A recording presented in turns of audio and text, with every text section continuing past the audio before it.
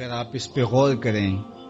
تو آداب معاشرت کا خلاصہ ہے یہ حدیث۔ آقا کریم نے ارشاد فرمایا اتنی دیر تک کوئی شخص کامل مومن نہیں ہو سکتا جب تک وہ اپنے مومن بھائی کے لیے وہ پسند نہ کرے جو اپنے لیے پسند کرتا ہے۔ ایک اچھا معاشرہ تشکیل دینے کے لیے آپ کو کوئی رہنما اصول چاہیے گا تو اس سے بہتر آپ کو کوئی اصول نہیں ملے گا۔ اپنے لیے بہرحال بندہ بہتر ہی چاہتا ہے، تو جب وہ اس مزاج میں ڈھل جائے کہ میں اپنے مومن بھائی کے لیے، اپنے معاشرے کے دوسرے افراد کے لیے بھی وہی چاہوں گا، تو پھر مجھے بتاؤ کہ معاشرے کے اندر پھیلتی ہوئی روحانی بیماریاں، حسد، حقد، بغض، کینہ، نفرت، ایک دوسرے کو نیچا دکھانا، تکبر، رعونت، غرور، یہ ساری چیزیں یہ کہیں آپ کو نظر بھی نہیں آئیں۔ صرف اسی حدیث کو اپنا امام بنا لیا جائے اور اپنا منشور حیات مان لیا جائے۔ محمد بن حنفیہ رضی اللہ تعالیٰ عنہ حضرت علی المرتضیٰ رضی اللہ تعالیٰ عنہ کے فرزند ہیں، لیکن حضرت سیدہ فاطمہ الزہرا سلام اللہ علیہا سے نہیں ہیں، اور حضرت امام حسن رضی اللہ تعالیٰ عنہ حضور علیہ الصلوۃ والسلام کے نواسے، تو بھائی آپس میں،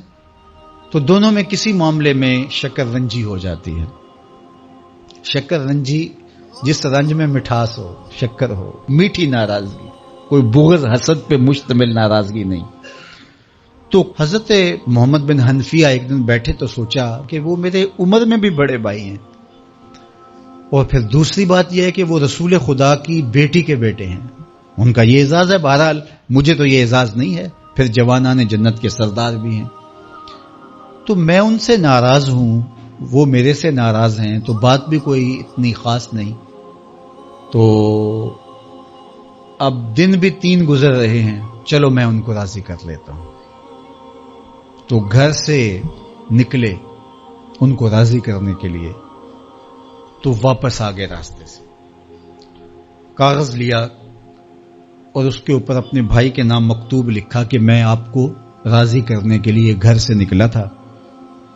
لیکن راستے میں مجھے حضور علیہ السلام کا فرمان یاد آیا کہ جب 2 مومن بھائی آپس میں کسی معاملے میں الجھ جائیں، ناراض ہو جائیں، تو جو صلح میں پہل کرے گا وہ جنت میں بھی پہلے جائے گا۔ تو میں تو یہ گوارا نہیں کرتا کہ آپ سے پہلے جاؤں، تو میں ناراض ہوں، آپ آئیں اور مجھے منائیں۔ تو حضرت امام حسن نے خط پڑھا اور مسکرانے لگے، اور آپ تیزی کے ساتھ تشریف لائے اور اپنے بھائی کو کہا اچھا مان جاؤ پھر، تو وہ مننے کے لیے تو پہلے ہی تیار تھے نا۔ تو جب آپ اپنے مومن بھائی کے لیے وہ پسند کریں گے جو اپنے لیے پسند کرتے ہیں، تو پھر زندگی گزارنے کا مزہ آنے لگے گا۔ نفس روکتا ہے یہ چیز میرے پاس ہے اس کے پاس نہ ہو، یہ اعزاز میرے پاس ہے اس کے پاس نہ ہو، اور اس کی ایک اپنی لذت ہے اور وہ مادی لذت ہے، اور ایک ہے باطن کی، روح کی لذت۔ تو روح کی لذت نفس کی لذت سے کہیں زیادہ اور کہیں دیر پا اور کہیں مختلف ہے۔ اس لیے جب آپ قربانی دیتے ہیں، ایثار کرتے ہیں یا کسی کو ترجیح دیتے ہیں، تو اس کی جو روحانی لذت ہے، آپ کو بھوک لگی ہوئی ہے، تو آپ کو ایک روٹی مل گئی ہے، تو آپ کو ایک ایسا شخص نظر آیا جو آپ سے بھی زیادہ بھوکا ہے، اور آپ کسی نمائش کے لیے نہیں، محض اللہ کے رضا کے لیے اس کو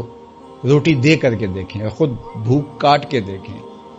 وہ مرغن کھانوں میں سرور نہیں آئے گا جو اس بھوک میں لطف آپ کو آئے گا۔ تو حضور علیہ السلام کا یہ فرمان اپنے عمل کا حصہ بنا لیں، اور اپنے بھائیوں سے، جو خونی رشتے سے جڑے ہوئے بھائی ہیں، وہاں سے شروع ہو کر کے پورے معاشرے کے اندر اس کا عملی نفاذ کریں۔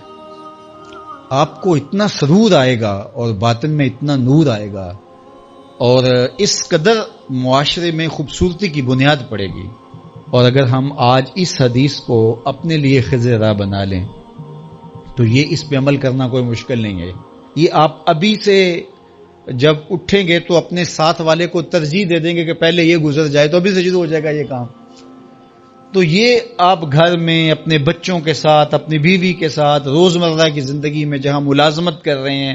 کاروبار کر رہے ہیں، جن دوستوں کے ساتھ کھیل رہے ہیں حتیٰ کہ، تو یہ وہ چیز ہے کہ اس کا آغاز عمل سے پہلے سوچوں سے شروع ہو جاتا ہے۔ کہ آپ کسی کے لیے اچھا سوچنا شروع کرتے ہیں. جو اپنے لیے سوچتے ہیں وہ اپنے بھائی کے لیے بھی سوچیں. ہمارے بزرگ فرمایا کرتے تھے کہ کسی کے ساتھ دوستی کا ایک حق یہ بھی ہے کہ اس کی آخرت کے لیے سوچا جائے کہ یہ میرا دوست ہے تو دنیا میں میرے ساتھ ہے تو حشر میں بھی جنت میں میرے ساتھ ہو.